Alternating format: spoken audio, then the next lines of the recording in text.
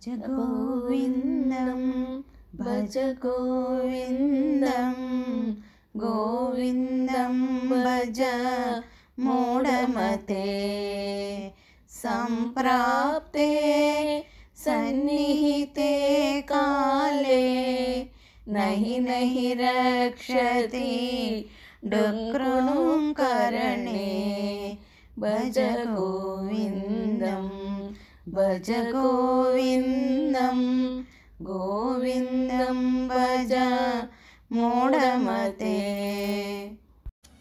సంగ్రహంగా చెప్పాలంటే నిరంతరం మారిపోతున్న సకల చరాచర జగత్తుకు ఆధారభూతమైన ఏ విధమైన మార్పుకు లోను కానటువంటి నిత్య సత్యమైన ఆత్మే గోవిందుడు అని చెప్పుకోవాలి.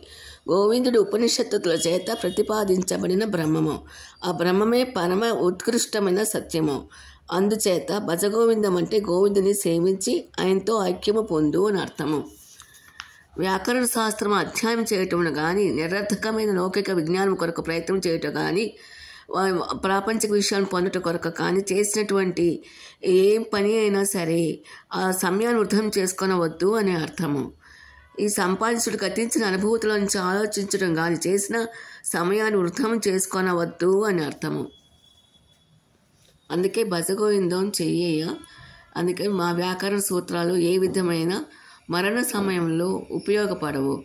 ఒక్క బతికున్నప్పుడే మనము అన్నీని కూడా ఆత్మసాక్షాత్కారాన్ని పొందవలనని శంకరుల వారు ఈ శ్లోకం నందు తెలియచేస్తున్నారు.